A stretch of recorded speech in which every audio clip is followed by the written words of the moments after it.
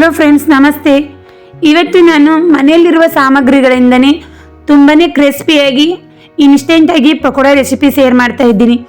ಈ ಮಳೆಯಲ್ಲಂತೂ ಕುರುಮ್ ಅಂತ ಈ ಪಕೋಡ ಒಂದಿದ್ರೆ ಸಾಕು, ಚಹಾ ಜೊತೆ ತುಂಬಾ ಚೆನ್ನಾಗಿರುತ್ತೆ. ಇದು ಕೇವಲ 1 ಕಪ್ ಪೋಹಾದಿಂದ ಮಾಡ್ಕೊಳ್ಬೋದು. ಅವಲಕ್ಕಿಯಿಂದ ತುಂಬ ಚೆನ್ನಾಗಿ ಬರುತ್ತೆ ಹಾಗೂ ಮಾಡ್ಕೊಳ್ಳೋದು ತುಂಬಾ ಸುಲಭ. ಮೊದಲು ನಾನಿಲ್ಲಿ 1 ಕಪ್ ಅವಲಕ್ಕಿಯನ್ನು ತಗೊಳ್ತಾ ಇದ್ದೀನಿ. ನೋಡಿ, ಅವಲಕ್ಕಿಯನ್ನು ತಗೊಂಡ ನಂತರ ಇದನ್ನು ಚೆನ್ನಾಗಿ ತೊಳೆದುಕೊಳ್ಬೇಕು. ಒಂದು ಸಲ ನೀರನ್ನು ಹಾಕಿ ಚೆನ್ನಾಗಿ ಕೈಯಿಂದ ಮಿಕ್ಸ್ ಮಾಡಿ ಈ ಪೋಹವನ್ನು ತೊಳ್ಕೊಳ್ಳಿ. ನೋಡಿ, ಪೋಹ ಚೆನ್ನಾಗಿ ತೊಳೆದ ನಂತರ ಇದನ್ನು ಮುಳುಗುವಷ್ಟು ನೀರನ್ನು ಹಾಕಿ 1 ನಿಮಿಷ ನೆನೆಯಲು ಬಿಡಿ. ನಾವು ತರಕಾರಿ ಕಟ್ ಮಾಡ್ಕೊಳ್ಳೋ ತನಕ ನೆನೆದ್ರೆ ಸಾಕು. ನೋಡಿ, 1-2 ನಿಮಿಷ ನೆನೆದ್ರೆ ಪೋಹ ತುಂಬಾ ಸಾಫ್ಟಾಗಿ ನೆನೆದಿರುತ್ತೆ. ಇದನ್ನು ಒಂದು ಪಾತ್ರೆಗೆ ಹಾಕೊಳ್ಳಿ. ನೋಡಿ, ಎಷ್ಟೊಂದು ಸಾಫ್ಟಾಗಿ ನೆನೆದಿದೆ. ಇವಾಗ ಇದಕ್ಕೆ ಸಣ್ಣದಾಗಿ ಕಟ್ ಮಾಡಿರುವ ಪತ್ತಾಗೋಬಿ ಹಾಕೋತಾ ಇದ್ದೀನಿ ನಾನಿಲ್ಲಿ. ನೋಡಿ, ಸಣ್ಣದಾಗಿ ನಾವು ಕಟ್ ಮಾಡ್ಕೊಳ್ಬೇಕು. ಇದೇ ರೀತಿ ಸಣ್ಣದಾಗಿ ಕಟ್ ಮಾಡಿರುವ ಉಳ್ಳಾಗಡ್ಡಿ ಹಾಕೋತಾ ಇದ್ದೀನಿ. ಇದಕ್ಕೆ ನಾನು ಕುಟ್ಟಿಕೊಂಡಿರುವ ಹಸಿಮೆಣಸಿನಕಾಯಿ ಹಾಗೂ ಬೆಳಗಡ್ಡಿ ಪೇಸ್ಟ್ ಹಾಕೋತಾ ಇದ್ದೀನಿ. ಇದಕ್ಕೆ ಒಂದು ಅರ್ಧ ಸ್ಪೂನ್ ಖಾರದ ಪುಡಿ, ಒಂದು ಸ್ವಲ್ಪ ಅರಿಶಿಣ ಪುಡಿ, ಒಂದು ಅರ್ಧ ಸ್ಪೂನ್ ಗರಂ ಮಸಾಲ, ರುಚಿಗೆ ತಕ್ಕಷ್ಟು ಉಪ್ಪನ್ನು ಹಾಕೊಳ್ತಾ ಇದ್ದೀನಿ. ನಂತರ ಒಂದು ಅರ್ಧ ಸ್ಪೂನ್ ಅಜೀವೆನನ್ನು ಈ ರೀತಿ ಒರೆಸಿ ಹಾಕೋದ್ರಿಂದ ಘಮ ತುಂಬ ಚೆನ್ನಾಗಿ ಬರುತ್ತೆ. ನೋಡಿ, ಇವಾಗ ಒಂದು ಅರ್ಧ ಸ್ಪೂನ್ ಜೀರಿಗೆ ಹಾಕೊಳ್ತಾ ಇದ್ದೀನಿ. ಇದಕ್ಕೆ 1 ಕಪ್ ಪೋಹಾಗೆ ಒಂದು 4 ಸ್ಪೂನ್ ಕಡಲೆ ಹಿಟ್ಟು ಹಾಕೊಳ್ತಾ ಇದ್ದೀನಿ. ನೋಡಿ, 2, 3, 4 ಸಾಕು.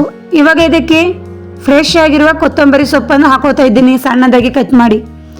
ಇದನ್ನೆಲ್ಲ ಹಾಕಿದ ನಂತರ ಚೆನ್ನಾಗಿ ಮಿಕ್ಸ್ ಮಾಡ್ಕೊಳ್ಬೇಕು. ನೀರೇನು ಬೇಕಾಗುವುದಿಲ್ಲ ಜಾಸ್ತಿ.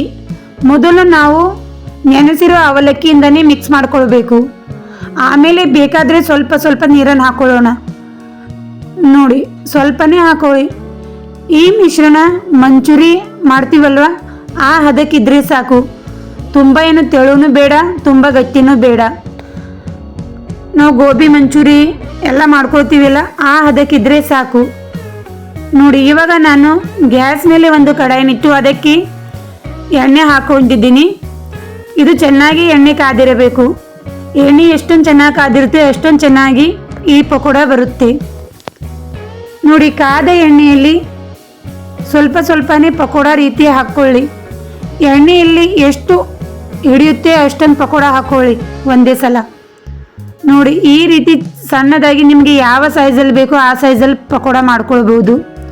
ಇದು ತುಂಬ ಚೆನ್ನಾಗಿರುತ್ತೆ. ಒಂದು ಸಲ ಈ ಪಕೋಡ ಟ್ರೈ ಮಾಡಿ. ನೋಡಿ, ಈ ರೀತಿ ಪಕೋಡನೆಲ್ಲ ಹಾಕೊಂಡಿದ ನಂತರ ಮೇಲಿನ ನೊರೆ ಎಲ್ಲ ಕಡಿಮೆ ಆಗೋ ತನಕ ಸ್ಪೂನ್ನಿಂದ ಮಿಕ್ಸ್ ಮಾಡಕ್ಕೆ ಹೋಗಬೇಡಿ.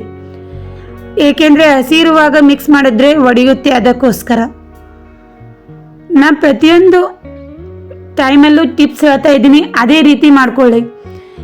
ನೋಡಿ, ಈ ರೀತಿ ಸ್ವಲ್ಪ ನೊರೆ ಎಲ್ಲ ಕಡಿಮೆ ಆದ ನಂತರ ಮಿಕ್ಸ್ ಮಾಡುವುದರಿಂದ ಪಕೋಡ ತುಂಬ ಚೆನ್ನಾಗಿ ಬರುತ್ತೆ, ಒಂದು ಒಡೆಯುವುದಿಲ್ಲ. ಹಾಗೆ ಕಾದ ಎಣ್ಣೆಯಲ್ಲಿ ಕರಿಯುವುದರಿಂದ ತುಂಬ ಚೆನ್ನಾಗಿ ಪಕೋಡ ರೆಡಿಯಾಗುತ್ತೆ. ಜಾಸ್ತಿ ಎಣ್ಣೆ ಕುಡಿಯುವುದಿಲ್ಲ, ತುಂಬ ಚೆನ್ನಾಗಿ ಬರುತ್ತೆ. ನೋಡಿ, ಈ ರೀತಿ ಕಲರ್ ಚೇಂಜ್ ಆದ ನಂತರ ಗೋಲ್ಡನ್ ಬ್ರೌನ್ ಕಲರ್ ಬಂದ ನಂತರ ತೆಗೆದುಕೊಳ್ಳಿ. ನೋಡಿ, ಎಷ್ಟೊಂದು ಚೆನ್ನಾಗಿ ಬಂದಿವೆ ಅಂತ. ನಾನು ಇದೇ ರೀತಿ ಇನ್ನೊಂದು ಬ್ಯಾಟರ್ ತೋರಿಸ್ತಾ ಇದ್ದೀನಿ. ನೋಡಿ, ಇನ್ನೊಂದು ಸಲ ಇದೇ ರೀತಿ ಸಣ್ಣದಾಗಿ ಕಾದ ಎಣ್ಣೆಯಲ್ಲಿ ಪಕೋಡ ಹಾಕೋತಾ ಇದ್ದೀನಿ. ಎಣ್ಣೆಯಲ್ಲಿ ಎಷ್ಟು ಹಿಡಿಯುತ್ತೋ ಅಷ್ಟೊಂದು ಹಾಕ್ಕೊಳ್ಬೇಕು. ಒಂದೇ ಸಲ ಸ್ವಲ್ಪ ಹಾಕೊಳ್ಳೋಕೆ ಹೋಗಬೇಡಿ. ನಾವು ಎಣ್ಣೆಯಲ್ಲಿ ಎಷ್ಟು ಮುಳುಗುತ್ತೆ ಅಷ್ಟೊಂದು ಹಾಕೊಂಡ್ರೆ ನಡೆಯುತ್ತೆ.